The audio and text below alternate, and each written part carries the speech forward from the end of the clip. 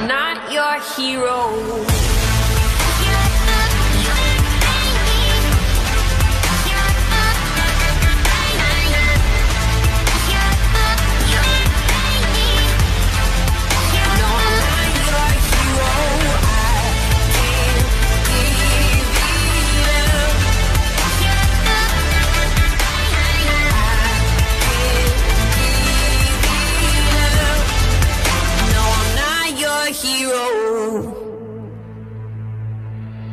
Deal with demons on the daily, all my people think I'm crazy. Hiding from the shady, that's for certain, never maybe. Moving manly since a baby, limit love to those who hate it. Who, what, when, and where is hazy, every moment for the taking.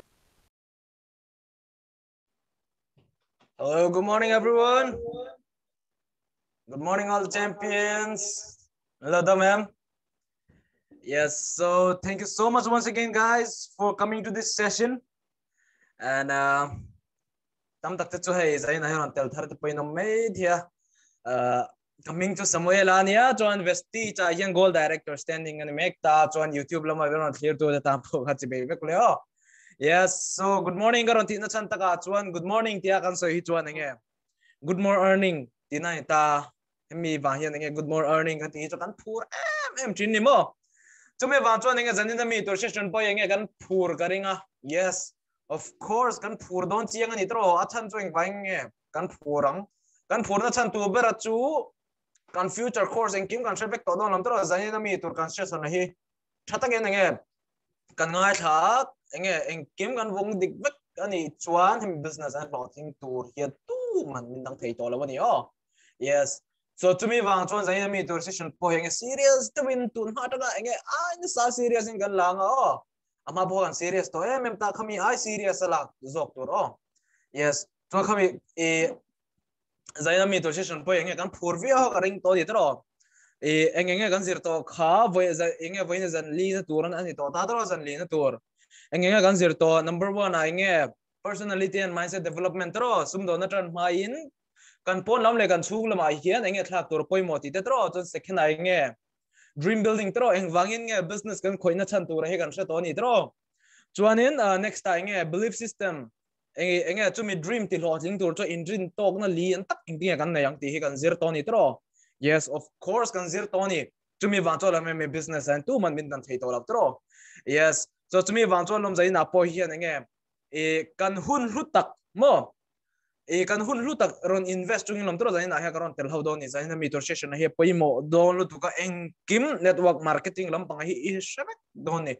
ateran eng wangin nge tun lai na poimo ti te eng kim lan soi bek don ni e to zetin mo approve ne khap karon soi don ni oh. Tumi ba to zai na mi to kan session na poi kan lak serious view ka ngai dona. Yes, kan phur view te po kan ring don ni tro. Yes, tam tak te chu nge voini sunday ni wang ringo ti nge chol ringo te po kan phu thin ta ma se ke ma ni chu kan ho thin theinan nge hemi kan hun te po hi nge kal ral tir me loving kan lut ta chumi wa chu in zirnan karon la kal ho thei ta tro mi lomom khop me. Yes, chu ti ang sang so nge ke ma ni concession hi han tan zung la tro. Yes, so first of all nge voina nge kan zir don starting a business tro. Starting a business pi nge kan presentation ka tran tak tak ma hian thil tam tak soi du kan nei ni mo chumi ta chu nge kan ti chuan sum do na kan tran ma re reng hian mo sum do na kan tran ma re reng hian nge kan sia tur tam tak omani enter nan mai me tu na hian sum do na hi tran reng don ta mi ta ne na nge network marketing iwashil tur nge kal do ni tro ma se som dan tur thiam mi lo chon nge iwashil do ni i company chung cha khai i tu nai company thola me ka khai sha chiang tem mo enter nan a company profile ti te a income source te engkim chiang fek fukin i sha tem ila sha lawang tro ila sha lawani chuan enge mi te ne nai wa shila tro chumi wang chuan enge zai na hian thatak ing kan ziranga vesti cha upon 11 tun la hian network marketing hi eng wang nge poimo me mani ti hi kan la soi do ni mo tro chumi wang chuan hemi thil te hi enge sia tur tam tak om do na achan chu mi te ne na plan va shil turing angal don ta shil tur mi ho kan shil lo chon nge kan va shilam kan va thok thon ro da sin chumi ai chon in enge knowledge thar pa izo kila knowledge thara hian tlemin kan hun hi han invest le zok taila hemin knowledge thar pa na na enge kan hun kan invest hi akal thon mi do no lom tro yes chumi wan cho game ani session hi han chan hal toila tro kan ngak rei to bo kan phun lom to bo ka tro ni zan tang khan nge glimpse ka garon chwa to ta vinometer kan session he pui do lu to kan tro yes chumi wan cho nge first da nge ron lan active le passive oh active le passive chu nge active le passive chu kan chiam to anga tro active income lam platform zong mi te tan le passive income lam zong mi te tan active lam hi han soi zau de don tai lamo active lam hi to na active lam hi han soi zau de don tai la active lam po choi te han soi zau ka soi them yes kan se chiang hemi kan screen a heng kan hu mek coronavirus eng lo wang khan India hian unemployment rate hi 26% ar ni to ta chuan lockdown awang po khan India hian 14 crores mo 14 crores ni kum mei tha khan nan chan to ni chumi jing rang po private na ni ta sarkar na nei tak hial pon nan chan to zo ni mo police an team teacher an team eng platform atang po a perform niam mau kha nan chan to zo ni mo nan chan to zo ta chuan hei chum me yan ni to ta tro me tha yan he ti za thieng 14 crore sang bel India ram thunga yan nan chan ta kovel pumpui ka soi lo ne India ram thunga ringot point ka soi ne o chuanin next ta hian enge June lampang han lu le don ta June lampang yan 30 crores velin nan lo chan manasin 14 atangin June report ai chu 30 crores velin nan lo chan man posin antirnan me e sarkar po hian nge soi e lockdown eng lo live kan e chanchin thar lampang entry te chon kan lo set deu tlang puinga tro enge soi kha sarkarin mo e 2020 tagin kumnga chung sarkar na hian new recruitment an pedo lo ni mo mi an recruit thar do lo ni hemi hi chu chiang sa to ne chanchin thar lama to chanchin thar en mi kan omani chuan enge hemi chu kan chiang ang chu tro en tinan e enge na lampang hian unemployment he sang do ni ti bel hi tuna enternan me nang ma hazir lai mi lo ni ta mo zir lai mi lo ni ta tuna zir lai mi ni chuan thil pakhari shel du che ka ya enternan zir lai mi lo ni phot chuan enternan tuna hian na wang to ni ti hi chu kan soi to ta dro tuna han sarkar en tuna tanga kuma chung nan pe to do lo ni ti chu enternan tuna hian i class 12 po lo zir lai mek po han ni te class 12 zir ta chong college e kumengzat nge zir le don college kumengzat nge zir le don tia chuan entenan thil dang e khoi do to lo no college chon ni so kumli zir bel leng chu tro kumli zir bel lenga chong khata po khan kumli zir bel zo nuwa po khan antena han ngei to me na kumli zir bel ta chuanin kum khata hian India ram chunga hian college atanga zir chuak ki mi engzat nge graduate chuak thin in shem graduate chuak thin kan tia chuan kum khata hian India ram chung hian nge India ram pui de me o chu ta chuan student hi noi li ai tam hian graduate chuak thin ni college atang hian mo tuna kum nga chung han nga khling don tletela kum nga chung chuan tam to wi ong che tro noi somni an cross there do ni chu tuna kum nga chu kan lo nga zau to mi ta tuna kum nga chu nge lo zau to ta sarkar in nge recruitment kha lo tan to ta se sarkar chuan chumi noi somni chung student na chu na perfect thengem perfect thelong se tro hemi kara po he interna me mark thatak na ya an pass wa ka te pon tamanga an mani te tan rengot po khat na mu rengot te po ri nom to lo ni tro sarkar po kha nge soi Narendra Modi po khan become atmanirbhar de kamo om jeta ka chon nge self independent ni tum toru job seeker ni lovin job giver ni khani ni tum to zo ro om jeta ka ab APJ Abdul Kalam po khan siang so tro APJ Abdul Kalam khan nge soi 21st century tang chuan network marketing generation year no ni mo tuna hey 21st kan lu to mek ta tuna po yan antina FB aringot te point hey na son na ti group te po yom thine ro na son na ti group aringot te po yan tun ma te ka chon nge e driver atan na ome ti bel te pon po saron siam thin ta chuanin enge e restaurant na thok du te tan ti te pon post karon siam thin ta ma se foi ni a chu tiang ang em chon tun ma anga tam khan mu to rom tem om to lo ni tro net na zon na group ringot a po ngan mu network marketing ti join tu ta ti vel ringot po yaron chok do ni tro eng bang yaron chotun lai han trending a me ka ni trending a omna chanta ka chon tu na hian network marketing generation ni karon lut to ni tro na wang ta tu na hian internan me me hai chu ka chiang mani indai ria zia ko lain dula in bang apo tarula hemi chu ka soinga ma tu na tanga kunga nu mo om zia ta ka chuan 2025 tiang 2025 a hian sarkar in tian soya e sarkar na tan mi an recruit thar le tran to don khan ti to ta mi an recruit thar le tran to don ta tu na mi an recruit thar le don to ta ka po hian sarkar in an vai chon nan pe vek thei don lo chu mi wang chuan india ram chunga hian kongzo pui tak me om don ni eng wang nge kongzo na chan tur chu nan hu lo wang ni don ni he chu ka chiang ngam indu chuan lekha khan zia kula lekha khan in zia zon hu pangam panga ta ro la kungan hu wai nen don nya kong an zo don nge zo do lo ti chu eng wang nge kong an zo ang achan chu network marketer sau hian he chu kan soi tam to ni tro tu na he network marketing generation aron om to ni tu na chantu enge thil kan than du chu mo thil vel kan than du chu kan kuta om va kan ni tro heta hian tu thu ber nge kan oi don ni tun ma tanga kan nun kha kan lo lam mang zel don nge tu na hian nun thar kan tran le do achan chu generation a in thlak tul tul to ta tro generation de point thlak tul tul to ta chon e na te po wang tul tul to don ta enternan na wang ti vel chon akina karon eng lo zel to nga tu na hian eng kim hi machine in in thlak vek to zo ka sin tro tu na hian kim hi machine in thlak vek to zo ka sin mana te kha chon enge e kor min no sak tu tur te kha nom thin ta tro enternan e electric iron nang vel he chwa main kor te ka min no sak tur khan enge dora te khan kan va pethin ta tro electric iron ti vel chwa main ma se tu na hi chuan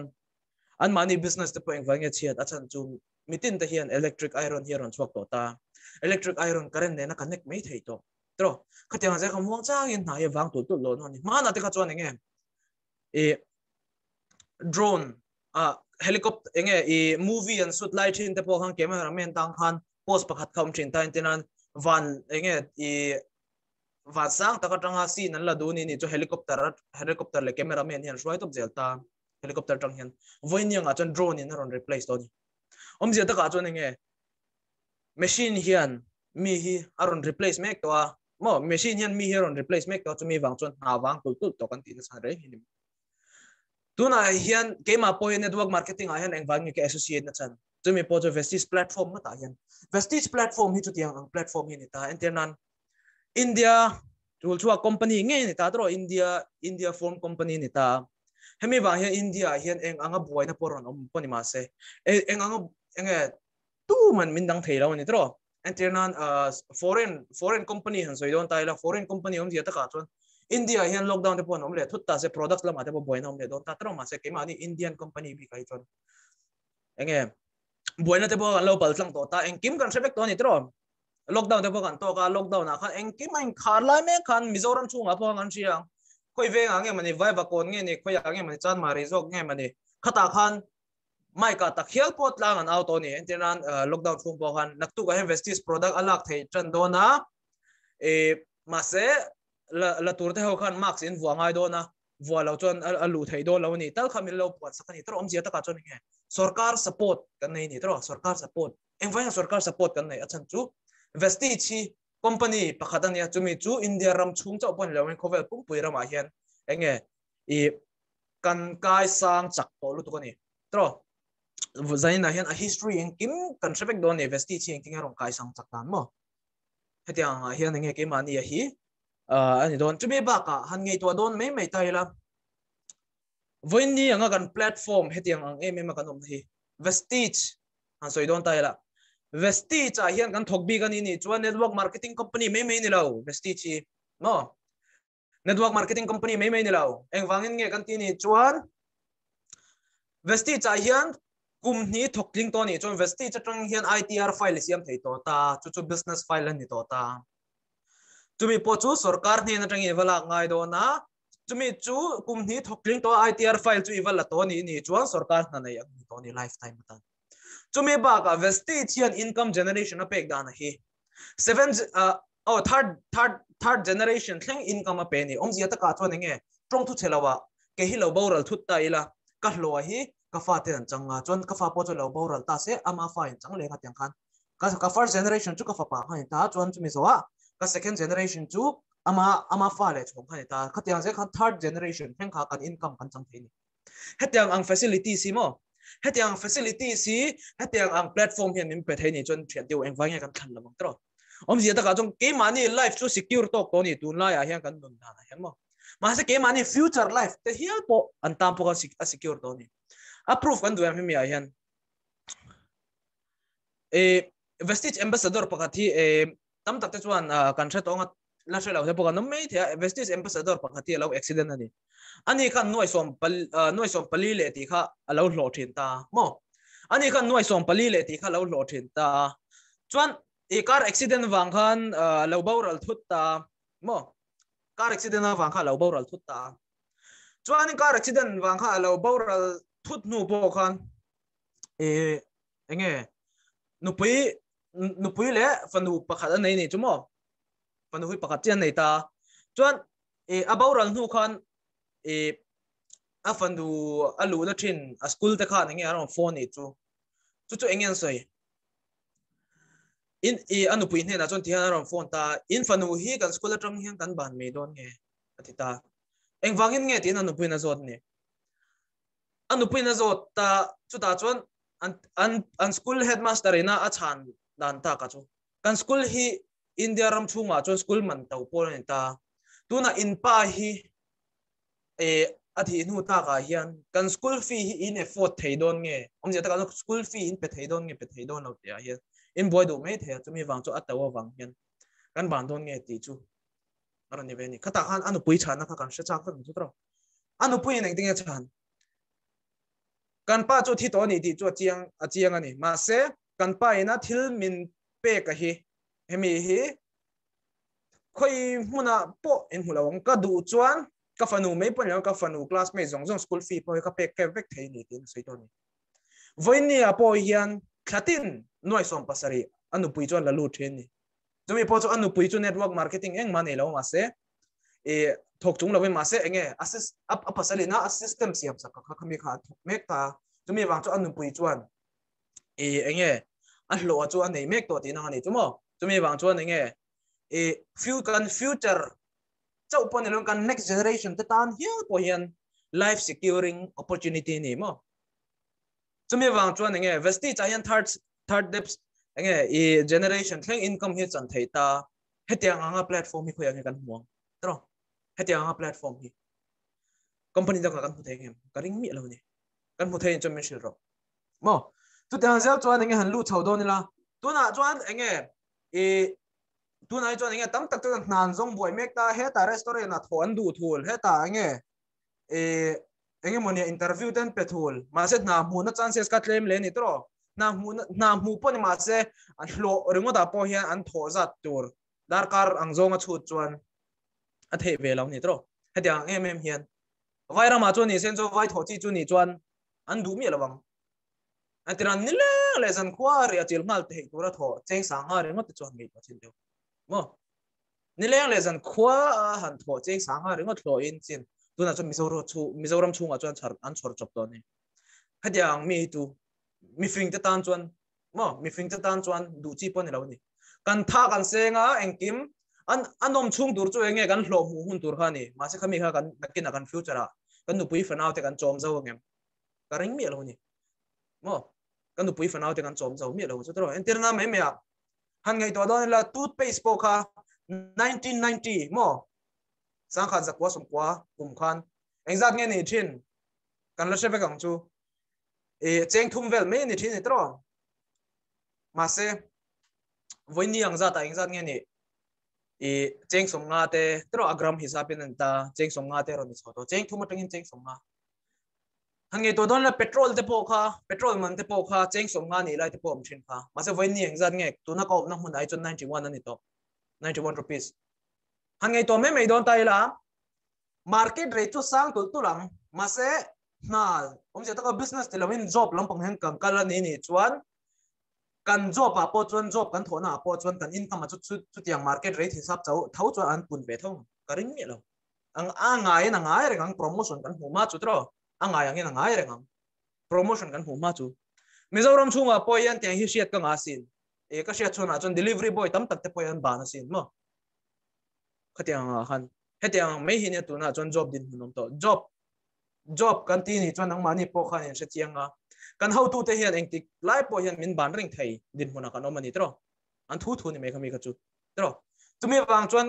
cheng sanga sang ru velek income kha ikham khopani ni chon ka soi to pang che be ka bu ka che future thim lu to ka ni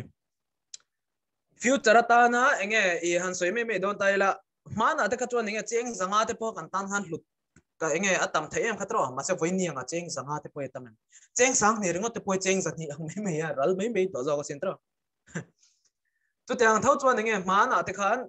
I cheng sanga te po hluta enternan I income generation ang ka silang chu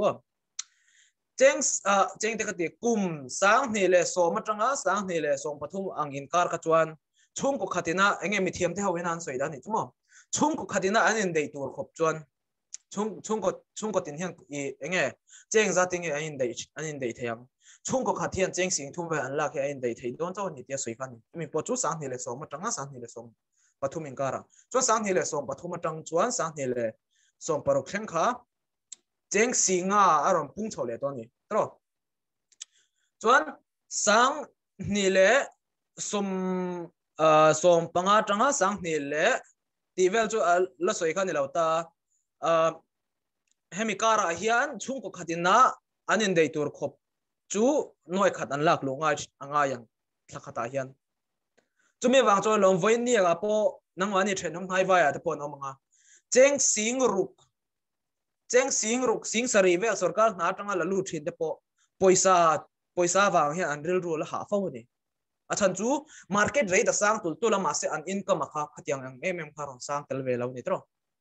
chumi chu ni mai kam ma se chumi po chu shreng chung po chon cheng sanga choi future siam tu mamo chumi po chu job a business ni lo business ani ti chu la pung do ni ti chu karal se thiam tal ta ma he job ringo da chon cheng sanga ringo ti future em ko tu mamo in shit thiam hun to na hian achan chu na wang tul to do na mani thil ti ngai hun to mo mi huan ringot en kola mi motor me han zuya khatiang me khan nu nam han thei to do law ka soi kha khovela tur hlom ber chuing attitude ka ti kamo om je da ga chon ke hian engkim ka sheve ka ti ril ruput mang kha khami khan lom khovela tur hlom ber eng wang ke ma hi engkim ka sheve ti attitude kan put na hi ka ti na chan ta ka chuan khovela tur hlom ber hi chuing tam tak sang chungpor enge atur te poyan te me theni tro ma se hemi chungpor tur hi chuan voi khata athat me thin ta tro mishing te po voi khata achuk nu hi an thi me thina ma se attitude tur hi chuan mishing reng hi athi ma ya she om ta ke thi tir thini re theina te pal tlang ngai do na mo ril ru kha na te mo shi thalo ve chuan ni nge dam do in en kol na man nei lo khatiang khoparil ru kha na tur khop te enge na ke na future nga te chon chung ko din mei tur kan ni wang khan chung kwa ta na enge enge moni tak ti thelo te mo voi ni nga chon thia te ulungai lo la kan chung te pon hemi thil eng lo tur shimshe business line na kal tur shimshe min tuipui lo te pon mei theni ke pa min tuipui lo ni ma se voi na nga hian ka income zat ka enge ka chung te han hu hian an mani hlo ai ma zo khin ka chu ka income hi min tuipui zo ka sin mo e wangan tuipui lo wangan ti chun achan chu an tet lai khan mo an tet lai khan antet lai me khan enge han ngei to don la antet lai me khan khatiang mm khan boina kharon om velo ta covid ti te lockdown ti ve khom velo ta tro na wang to ti ve ta kha ka pa ringot pai matric pass lawani ta na nei ta sarkar na chumi po khatiang mm khan bai ni anga hen all sam lawang tro kan chungte ban soi thini tro voi ni anga hian hei chuwa common ta khoi mun apo common ve kan internet lekha zil tharo thatak ke nei pass angai na chon nai mu lawang anti thini kami kha kan te tring ka lo ngai thau to ni tro ma se voi ni anga han ngai han ngei to don la sarkar in tun tanga kum ma chung an block to ta tro nam mu thei lawang in siam to ta sarkar na chumi po tu ma se han ngei to don ni la sarkar na din mun he ti hi ni chu internet me a tuna ranga kum voi ni anga poen hu lo har to tuna ranga kum kan hu hian hu hi a all sam zual sot don ya har zual sot don tani ngei to chiam tam hi mi te poi a har zual sot tam chu tro voi ni a poen a har to ni chuan tuna ranga kum kan hu a po chu ai na sai na har zual sot to chu angei to doi na tun ranga kum kan hu a po hian sarkar na wang ti chu thuran sarkar na po ti hi ni cho private na tur po hian avang to don lo to ni private na po yang close tul to don tro daily han thok don to ange daily tho tur ngot po chuan ange na chuan hu thayang ma se mu har de wang chu chak chak kan yang ma se khata a income an hu tur kha chu an chung kwa an kol thei don lo ni an nun pum pui kha voini anga chon daily na thok te po hi hangai to don nila loan la me zo ken sian an khosak to zo ni mo atira loan an la daily an thoka an rule cha chara khami khatian ler kan sin life om khatian khan nun be khai du me loan la mi te ne na zak chung chung poisa ba dil ran kha khatian je khan voini hi shia chwa khon to ni mo chumi wang chon business tran don chuan hemi thil te po hi tun lai kho ve la hi shiat ma sak po te trol ni engwang nge hemi business ai kan ti na chan tu tam tak te chuan enge I leng kwal me te po ron eng lo chen ni tro tam tak te chon enge man takati chi ni te po ngai chen ni ma si hun claim to ko ni chen tu chan chu network marketing a hian mi thiam tak tak te an che chak an che chak tul to ta khami wang khan enge nakina chon mi te po yan wang tul to don ni mi wang chon tu na hian I thei lai khan I man lai khan ti wat zok ro thil dang I ti zong zong kha ban sanin achan chu I ma hu ni hre chiang to ni na wang to do ni ti chu khatiang chung po khan ka thu hi la oi lo ni chuan I thu hai la oi zo kan ni chuan I thu ni to mai kami ka chu sai to lo mo chumi wang chuan han lu chhole don tai lamo ge mani slide ta hian passive income te tan chuan a boi thlak na lo achan chu mi business platform ani to ta an ma ni ngein enge income lak lu na tur kong dap chop an thiam to zo kan ni mo passive income om je ta ga chu he ke poi passive income long kan nei tro ma se active income lam la jong mi ta tan chuan nan la jong boi ta interview te la face chopangai do na I boss te ina enge I how to te ina rejection ti te how to te to how to ti te khami kar tang te khan naki na ron upat chau huna enge I loan la te khan khosale nga khatiang me khan nun khan mang chuan do na ka soi ta bang tu na hian tu na tanga kum ma chung enge I om tuar chunga kan ruala lo tho a enge abak chung zong nuam taka inun man to nge tu na tanga kum nga chung hi nuam taka I hun man le abak I kum som thum chung kha sheom to ri than zo I thu ni me ma kami ka chu chumi wang cho I tun hu na hi ru drop hemi ka so yang o so tiang sa chon next slide an lu don nila generation wise hi han she chiang tong o generation wise hi 1920 lampang han soi don ta ila telephone lampang ha ta dro khami live ka chon landline phone tang te kai ta ma se voini nga chu smartphone ni na ron replace to ni om je ta ka chon telephone lampang business po as effect to ni dro om je ta ka chon tun ma te ka chon nge door te kha om ni dro dora te khan nge I STD in ti mi kata khan cheng khat manin chu ti zat minute a call thang chi ka smartphone om ma ka chon dro ma se voini nga ka chon mitin te pon smartphone kan ne vek to a chon khatiang me nge ron eng lo khan to ta chon tun ma te ka chuan enge mailbox te po kha om thin to ta dro mailbox ma se voini nga chon mailbox po chu email e ron thak ta postman te hau na ringo ta po tlem tul to zo ko sen voini nga po postman ti be mu tur hen ba to vi mania tun ma te ka chon bank te kha om thin ta dro bank ka te kan poisa deposit nan le poisa lak chuan nan te ka kalrang khanga thin ta voini nga chuan poisa deposit le poisa lak chuan ngo poi ATM ati fel back thei to ni dro tun ma te ka chon security ka te pon hu tur ata an tam thei lu to ka ni ma se voini nga chon CCTV camera hian ron ning lo vek to ni om je ta ka chon nge 1920 hian barter system kharon om ta 1940 hian green revolution system kharon om ta 1960 hian job and services kamilai khan na ti vek lu ni tro 1980 tang hian computer generation kharon aron om tran ve to ta 2000 kum sang hi khan IT sector sau kharon ning lo to ta 2020 tang chon network marketing generation kharon lu to ni tuna hian 2020 khan ni kum lok kan mangang lo to ta tro tuna hi itan right chance ka ti meang alat lai mi lo nia voinia enge naki nai ti doni chu atlai to vio don voinia hi itan lat lai mi lo nia 2020 kha ni kum khan nukum me khain to ta kumin po hei akum tir me jawla nia tuna hi tan pon chance ala thalu tu ka ni nakina chance van ma hian tuna hian insiam fel lok to ro mo len khumon ti ve ka thei vak to do lo ni mo chumi wang chuan han lu chhole don tai hai generation kan en lo to ta tro heta hian slide kan hmu dan ang hian mo what do we do where do we go enge kan tiang khunge kan kal ta kang ti chuan 20th century lampang hi an ta la 20 te in ziak na hi tun ma ta ka chon typewriter ti te enge camera ni to ta tro I calculator ti te enge notepad ta kan sia chuk phangai chin ta 21st century tun la hian ngai to don na computer en eng kema thla vek to ta notepad ya tablet te kan hang to ta smartphone te tro eng kim pen te hial po tu na chon eng lo enge e phone na te po zia theyang chi kharon om vek to lam tro na kina choron replace tu to don ya o tu ta zel chuan voi enge job lama kangkal ni chuan han ngei to chin te kan income hi he ti za thi ni ni nga thla ka kan mu da nang hian kan income hi ti za thi ni ni nga e eng tiglai bo broker ang khang kan mga chan chuan kan income a chuan nge kan don kan hu ter lai vel chaw kan nuam mang ma se thlai hol le thlatom lam pangi chu har sa takin kan bang tlon leang chuan enge kan chu ti za income ringo da kan nun ataka kan man dan tur chu real ru ha na hlir ten mo bank loan ti te finance ate po la boy ngai don chawa ma se kan dream si chu mo kan dream si chu asang tur ani ni chumi chung ko chuan kan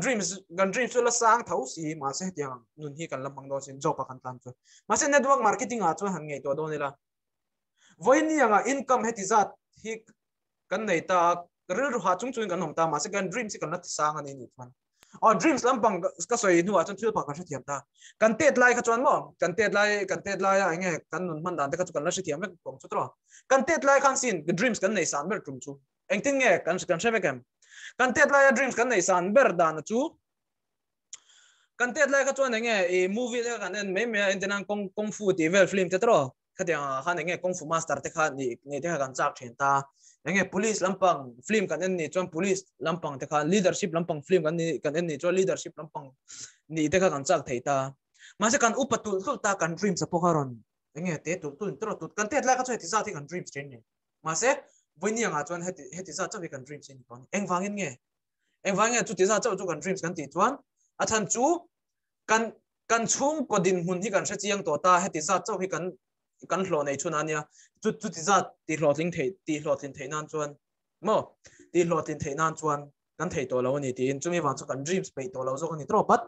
voini anga hian hetiang ang platform a hian kanom to ta chu ta chong kan dreams kan te kan dreams shin song mi te ta na mi tang kai ni mo poisa har sami lo om mania in nei theina chuan enge mania eng kim thil ti theina platform e kanom mek zo sin chen deu hetiang platform e kanom ni hetiang i zia ta ka chon nge hetiang platform a chuan I hlo thing du ni cho I dreams a hi heti za thian I siam ngai do na mo zia ta ka chon nge kan dreams a heti za thi ni tro voi ni anga kan income heti za thi ni nia ma se han ngei to me ta la I income hisapa I dream siam lo khan I dream hisapin I income khan siam jok chin te mo I dream hisapin I income khan siam jok chin te inun kha atha ain thak dang lam hal to inuna kha opposite zone in nge 100 le chin te mo ti khan opposite zone in han kal tir to chin te I income when nia I income I poisa nei zat khangai to I dream lo khan I dream hisapin I hlo hi hemi business atang han siam jok chin te yes my dear friends chu tiang choka tia ke ma nge ha ka proof to ni ke ma dreams hisapin ke ma income hi ka siam mek zo khani achan chu ke ma dreams yan hemi business tin ha min ti phurta chu mi wang chu lo menge hemi dreams hemi business a hian ka dreams a wang chuan ka income chu ti za chu ka wa thleng thei don ta tuna hian nge thatin noi khat han lak lu ve na po chu hemi kum no pang te a hian ke ma hian ka ti hlo chen che to zo ka sin yes my dear friends ke ma hian ka thei ni chuan nang ma nge pok ni thei do ni ti ka chiang ngam ni mo ma se hemi ta na pe mo ni chuan hemi enge ke ma ni 9 days of workshop ti hi zani enge zani hi kan zan ni na ni to ta tro ni ko thung ni don ta zan li na kan zo to ta rigu de win han tlang pop te zayana mi ka thil zirtir chu hi in thiam ve to ni chuan nang mani khan in vong tla dan ni chuan hemi business and floating thenan tu man dang thei to lo chu ni mo so tiang zel chu han lu tho do ni la helai poi mo lu to ka ni tam MLM zia ta ka chuan nge multi level marketing kan ti ni tro network marketing ina a ming pakhat le ni tunlain MLM tin an ka vek to ta MLM industry ni ani dro full form chu multi level marketing kan ti ni mo enge MLM chu kan ti ni chuan multi level marketing ani ni ta chuan enge multi level marketing zia ta ka chuan enge multi level marketing a ringot po hian number 1 kan soi thiang chu tro multi level marketing network marketing ming pakhat le zo kan ni mo hi network marketing ne ai nang thawa omje ta jo ai nang che pa aming angi a second name te me network marketing second name mo MLM omje ta ka chon MLM industry a hian ange ti MLM industry hian mi puite ne na life apeta chuanin hemi hian enge thil tha tak antana shisel theina tur a service ani mo enge shisel taka le thiang hlim taka income lak lu theina tur income source te engkima ko hu vekta chuan chumi mei ba ka MLM industry network marketing hian engwang nge mun than khata chuan ming thale si mun than khata hian achiat le fole engwang nge kan ti ni chuan tun mai network marketing mo tun mai network marketing company chetak tak wang hian enge internan mi poisa an lak sapta plan chele de yang hian enge khami ang vel kha thingtlang tak taka te chuan enge an tok ve to ta khami wang zo khan a company ming mai ni lawen a company industry mo network marketing ming hi chu tiang wang cho a chiat pha then ni chumi jing ran cho network marketing company man hit an tam to lu tu kan ni mo chumi wang cho enge ming a chu a chiat pha ta ma se mun than ka da chuan a thale thosi an tera company chia wang hian voini anga hian company tha ming po hi a chiat tel pha ni mo amai sia chin poi mo lu tu kan ni chumi wang chuan tam tak te chuan so yang chu tro in company chia ma se le la ma che in company ka thalu tu thare reng son tilam chu thale reng su ti tu te ho chuan hemi company hian enge moni tak profit chuan an chang be to ta chia ti ho chuan that che takin aro nek lo ni omje ta ka chu example phat ka so chunga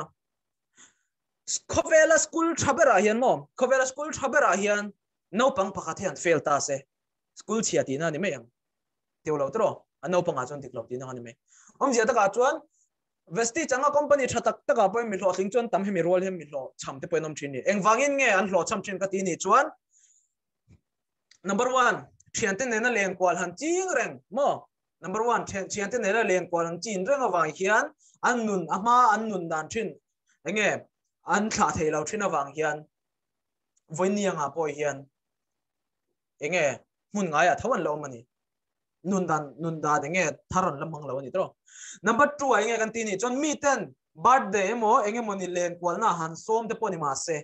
birthday ti te in nei na ti te mo engkima enge question lui kal ti te thian te ho ne na lui kal ti te khatiang vela khan mo haning lo te po ma se khami wang te po han hlo cham thin engwang kan ti ni chuan business ai hun an pe tak tak theng ai lo ni me tiang te ho mo tuna hian kum khat le tharuk lai hemi business experience kan ei to khatiang nga han englo thin te ho kha thian te ne na len kwal ching ti vel te khatiang nga eng kim thil ti ching te ho kha an hlo thin chua lai ka pungai lo ni mo voini anga hian tam tak chu enge hemi thu hi shet mu chuan hetiang point ngai mai thia hemi business ron lu nu hian in thian te po in kom thei don to lo mi ti na mi ti vel te po ngai mai thei ni in la kom thei ni mo ma se income ma in na hin ti zo ma sak phoda ngai don ni ke ma poi voini anga hian nuam takin enge hun kamang to zo khani ma se kabul tran tir lai ve kha han mi to don la e ka system siam lai ka hem network marketing platform ai thukani ni chuan I hun pe ka khan engki ma hian tiang heng ngai la system I create an kena is to me system chuan itane tho sak to don te ni voini anga point ke point ka sai ngama system ka create to ta voini anga to me system chuan ka ta hian min tho sak to ni system om zia ta ka chuan nge kan ti ni chuan Dhirubhai Ambani ka kan sheve kan chutro Jio sim kan mangde vekta Jio company din tu bera kha ani po ka Jio aron launch tak ma kha chuan engtin nge avat huang mun te kha le nga tower phun na tur te khan tro office te kha ning lo nga mi te kha chora nga khatiang ko ka ama chau po khan tho hun te po khan nei ni ril ru kha tak khan a company chu eng agro ngem nge atop le thudang em ti vel ril ru kha na te khan tro achan chu Jio sim te chu arla thar chok ta khami chu kha chuan ma se chu mi ma chuan Airtel ti te Vodafone ti te leading sim card te khom ta tro ma se Jio po kha engtin nge khatiang em kha ron ti omji achan chu Ambani khan amale ma hian inrin tok na pakhadan ne ya hemi nge hi kati ni chuan adik do ni ti inrin tok na lian tak khan ni tro kami wang khan khati zat poisa kha loan la in chu ti zat chu investment ni tro ma se voin ni anga chu nge amban enterna me India ram chu nga hian 60 crore sang bel mi hi hanom ta se mo chu mi zing atang chuan 35 crore sang bel mi he 35 crores mi ang vel hi enge Jio sim mang hanom ta se chuan mi 35 ringot 35 crores ang vel chok po chuan 199 man an Jio kha 100 charge ta se mo an Jio kha 100 charge ta se chuan 100 enge 100 charge nu khan Ambani ne na kha suming zat nge baluang om je ta ka chu Ambani ne nge ti system ama khan allow create lok to ta vendia system chuan am atana tho sak jok to ta chumi wang chuan lom tro chumi wang chuan lom vendia nga hian amang em ka chuan tho ngai to lo ni vendia chuan a video te point enela a leng kwal mai to zoka motor te po du lei to ta khoi huna pa du na in hun te po lei pop lom tro khatiang ha anun kha amang to zoka ni mase khata khan tunge Ambani noya po khan boy thin Ambani noya po khan boy thin ka ti ni chuan Ambani thu noya thok te ho kha chu tu tenge employees te ho ka tro active income nei ho ka intinan Ambani company chu tizat thlakata sangriat vel hlo ang leka thok thin ho te kha an boy ni tro na khan leng in tho te kha la ngai thin tro mase Ambani a ho tu bera kai nge ti system created when yang a system chuan a tho sak to ti na chuan kai ni po he nge kan ti system kan create to mi chu system chu nakina kan tan min tho sak don lom tro chu mi wang chu lom voi ni anga hen kan la chol mi lawa enge thia te po kan kom kha ta kan na re go te kan hun tam ber kan peta chu mi wang chu lom voi ni anga hian enge passive income kan nei har mi to lo tro lockdown lai ro da po khan enge la chol lo kan ni yo chu te ang zel chu enge hey slide kan hu da nang po hey Shraddha company po scam ani ta Speak Asia ringot po hian man to ni mo hetia ang company te wang hian lom mun tam taka te chuan enge network marketing hi aminga chiat pha mo hetiang company bung mang te wang hian lom chuan hetiang ang thin vela wang hian lom eng kimaron ni thin mo company bung mang hi ol sam taka shiat dani duan tihan aron som chu ni chuan internan hetizat poisa hi enge ron invest vela chuan in enge hetizat thla hi hetizat thla nuwa chuan enge thok lo pani wala poisa chu osam de ning lo le meang hetia hoyan de reng ai lo ni ati rammi te ha hlok nan hu dir wak waka teng chuan buma anuwa an tlan chele de zel ni mo hetia hi achan chu bible pon nge soi na thok lo chu ei poi su sen ti ni tro chu tiang thau chuan em platform a po hian khovela hetiang thil hela chuak lawa na thok lo hian engma hlo thei lo ni mo na thok lo hian engma hlo thei lo ni nai tho ngai chu mi nuwa chau chau I hlong ol sam de wa hlo thei na turom chu ni seng chuan voinia daily na kan tiang te po hiaron la chuak lawa mo chu tiang chuan ni mai chu tiang zel chuan nge yes Vestige company lampanga hi kan thotan tak main atira kan thil ti tu bera chu kan company chungchang hriat mo kan company chungchang he chiang fek fuka hriat mi poi mo ni acha chu mi te ne na kan company chungchang he kan shel don ta tro kan som lo don ta kan company bera kan soi fiat hiam lo chai tinga ron luang tro hemi poi kan chian ngai do hemi kan thiam to ni chuan hemi business and eng platform apo kan boi to lo ngo Vestige company profile lampanga hi an shezau don deu taila tu na hian Vestige company how aron loss in Saudan no 2004 khan Vestige company aron din kum khan ta 2006 sangni le paruk mo ISO certificate andon kum khan ta 2006 hi chuan 2008 a hian agriculture products om zia ta ka chuan client kolna fertilizers mo fertilizers client kolna ta na dam doi ho kha aron ti chuak ta chuan sangni le pakwa khan Assure range om zia ta ka chuan hai sabon wenia kan man thin te perfume ti te hair conditioner ti te powder ti te hemi hawa hi Assure company how hian Vestige ne hian Assure company how ai shal thelo wang thin ba hian Vestige ne haron link ta tu na venia nga Assure boy aron hlotin phato ta tro chuan 2010 a hian soidon ta ila 2010 lampanga hian Vestige hian excellence productivity award andong ani mo omji ataka chuan India ramchunga product nei thaber company award kan dong ani mo sangni le soma khan chuan sangni le som pan hi a hian Gautam Bali kan Vestige din tu bera hi mo Vestige din tu bera hi Dubai sarkar ni na tangin best CEO award adong ani omji ataka chuan how to thaber le rin omber le thaber engkim athil thaber direct selling atan chumi award chu dong ani mo kan sar Gautam Bali hian chu tiang zel chon 2014 sangni le som palia hian Asia ram chunga hian Vestige hi enge brand thaber mo products kol thaber lo man kan dong ani award mo chuan sang ni le som paruk khan Mr. Love Milan products kan nei tran to ni omja ta ka chuan Mr. Love Milan how in vestige nen aron link tana chuan vestige atang hian enge tuna hian Mr. Love Milan products sahi shal chuan to thin ni mo chuan sang ni le som pasari hian vestige hi USA sarkar nen atangin best company of the year mo international brand a hemi lo man hi dongani mo vestige hi USA sarkar nen atang matin ni chuan don mo chuan sang ni le som pare ata khan vestige hi Bahrain atangin North India best employer mo healthcare omji ata ka chuan enge in enge shisel na ta na supplement thatak tak mo dam doi thatak tak hemi hawa hi enge hemi lo man hi kan dongani mo Bahrain sarkar ne na tangin chon North India best employer brand kan dong tel le bokani sang ni le som pariathan mo chon sang ni le som pakwa hian ni sang ni le som pakwa khan 2019 khan great place to work ti Bangladesh sarkar ne na tangin kan dongani omji ata ka chuan sang ni le som pakwa khan Bangladesh a khan enge an lo hu da nangin tianga thok me enge tianga ei chop jong le sarkar na ti vel thok me ayan vestige ayan enge azon na ta na lo mang an lo tam man ni ka khami ai khan khami wang khan sarkar Bangladesh sarkar ni na tangin enge great place to work om je ta ka chan na tho na tlak tak ti award kan dong ani mo so san hi le som ni kum khan lockdown kara khan vestige hian khovel pum puya hian mo hei chu kan siang chutro India ram chung lam pang chau bon ilaven mo India ram chung chau bon ilaven Malaysia hi ram hi kan sheva kan sura Malaysia sabram hi Malaysia ram hi kan sheva na Malaysia nga ram te apo hian 11,000 mo om zia ta ka chuan sing khat le sang khat angvel network marketing company om theini chuan khovel pum puya tam thei atam don dan tur chu Mizoram chung apo tam ka ti to ne tro ma se voin ni hian chapole eng kim min voin ha ka soyanga vestige hian chumi kara chuan kan vestige company bi khian khovel company zong danilin number som thumna kan reng asin nikum khan mo number som thumna lockdown ka ra kan reng asin chuan kumin hian rank engzat na ange kan om don ti hi thale ni som thum hian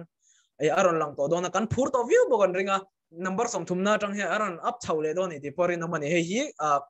thale ni som thum hian enge ariza kharon chwale don ni mo heme vestige company ha aron hlotlin chhawdan na chunia tuna vestige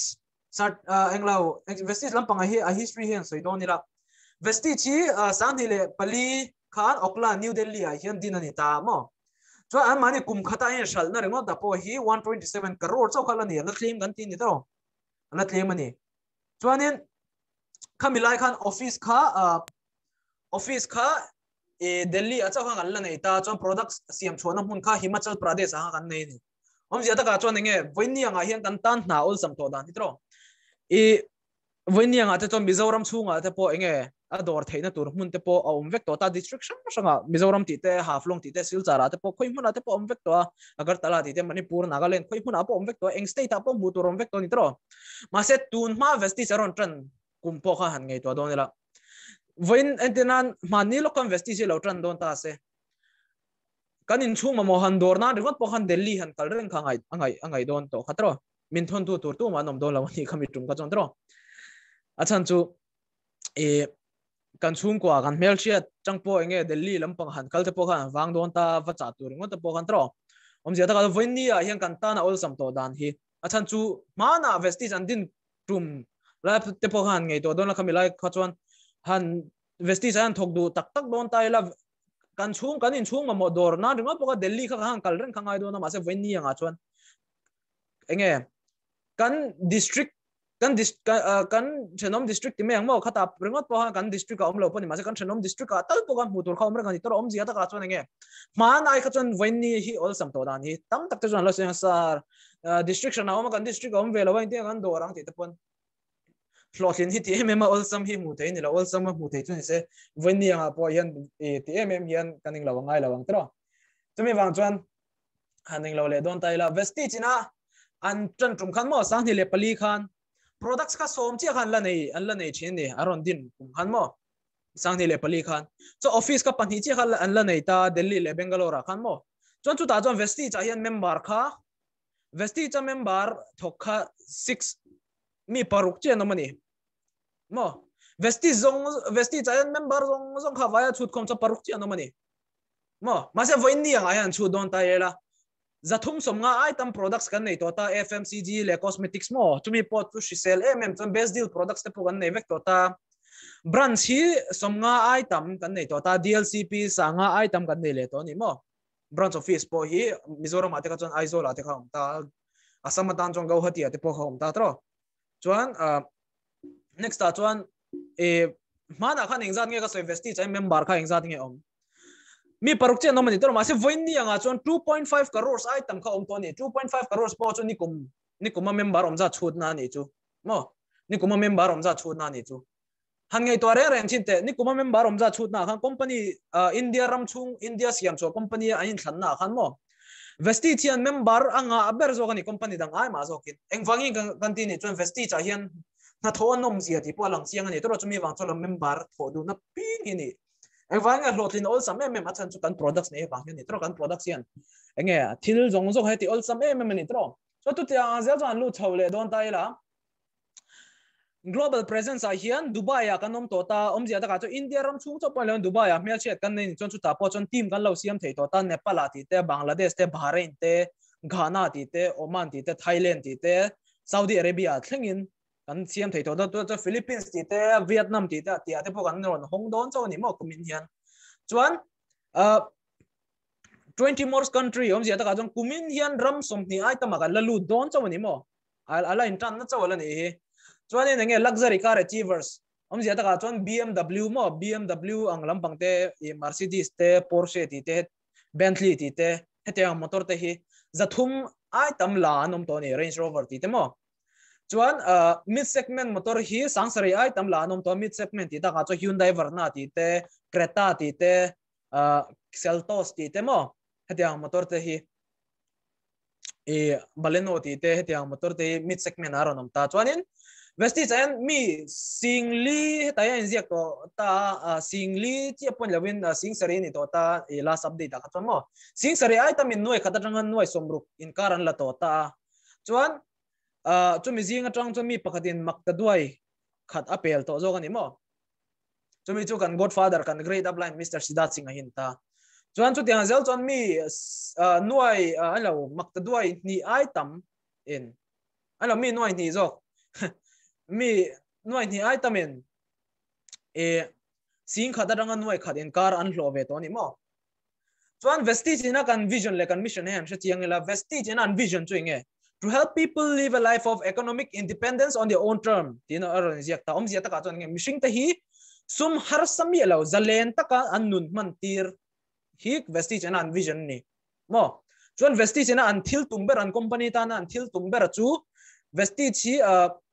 to grow a global scale and become benchmark in direct selling tina inziak ta tro omzi ta ka chuan vestige khovel pumpuya hian number 1 a hanlan tira hi hemi vestige na enge an thil tu machuni chumi zinga chuan ke mani poi kan tel ve ni mo vestige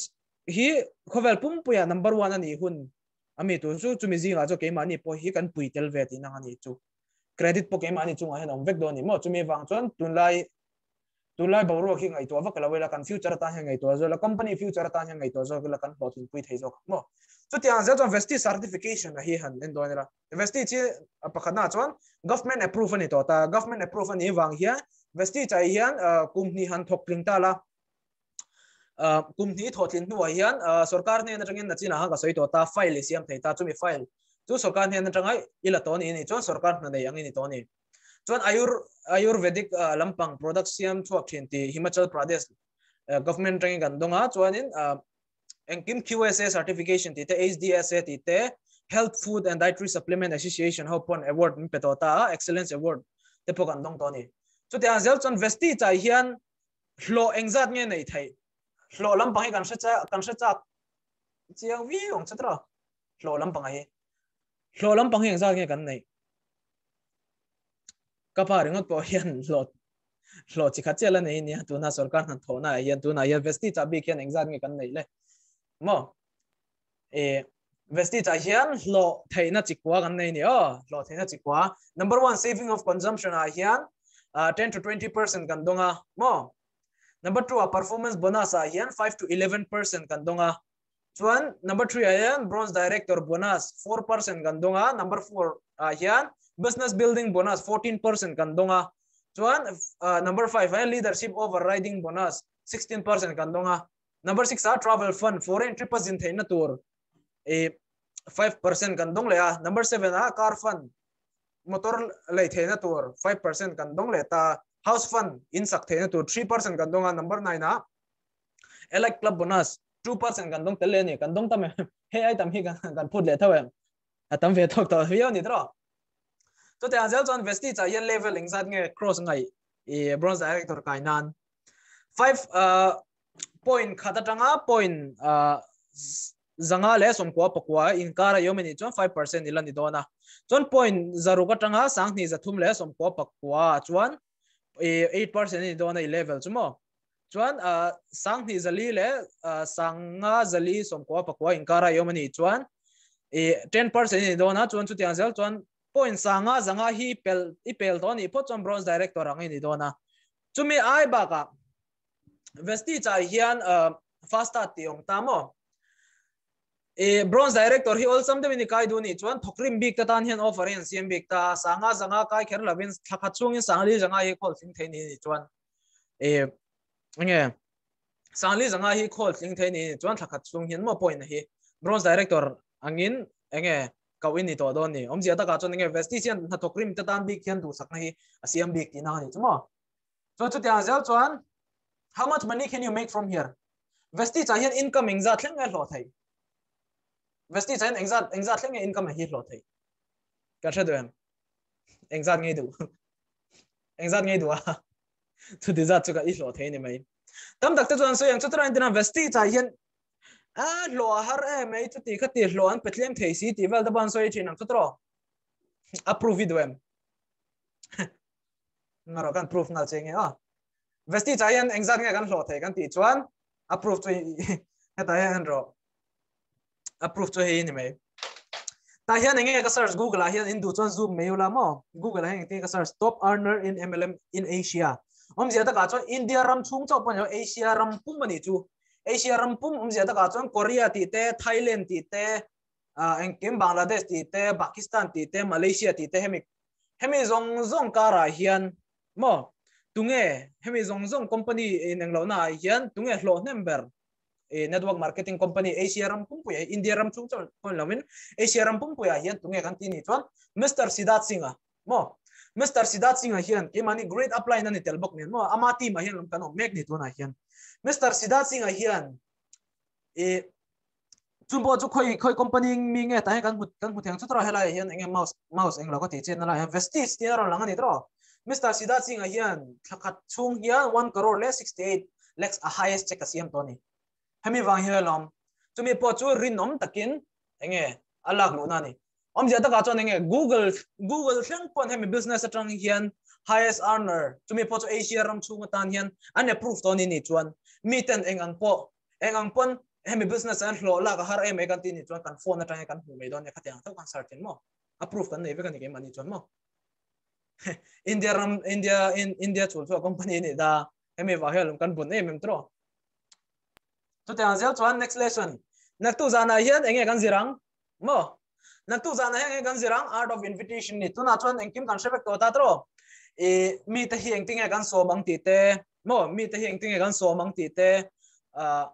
mi te engtinge kan so mang ti chu nak tu zana kan zir to don ta mi te engtinge kan business a kan so luang ti te mo engtinge kan va invite ang ti te nak tu hang kan zir do na chuan chu te anzel chuan voin hian enge kan zir mi te ne da hian enge kan shil fiang kan company chungchang chon tun la ya hian engwang network marketing hi poi mo to ti hi engtin nge kan englawang ti hi kan zir ta tro hemi hi enge kan vong englawa chuan enge kan ke mani nge kan shil fia thiam thei ni chuan hemi business an loting turin tu man hindal thei to lo ni mo achan chu lotlin nan jong khatyang khop knowledge ka pa yang nga engting nge hetyang knowledge kan pa yang an ti ni chuan mania inzir hi poi moni chumi wang chuan zaina hian hemi business an tunge min la lut tu mo hemi business an tunge min la lut tu ne na chuan tu na hian dareng za poni ro se kol nga lila hemi season zo vele hian hemi business an tunge min la lut tu kan ti ne na khan enge kol lila ama ne na chuan hemi zia ta ka hemi zia shim mai chiang do min shil fia te ka ti donia o chon hemi pdf hi kan du karinga hemi pdf mo zahina kan ning lawa hi hemi hi kemani kan WhatsApp group 9 days of workshop ti kan WhatsApp group ahan kalau upload donia o yes so in hun lutak enge segin khatizat kha enge lo zir turin ron eng lo ve in lok pingai pokaringa chuanin in lok pingai do pokaringa ni lo in lok pingai do ni ti ka sia chumi wa chuan enge zan tin ron tel zia ta tro kami wa kan lom yes so naktu zan mi poi mis lo be lo eng ting e hlotling tang mi te pe kan som long ti kan zir do ni o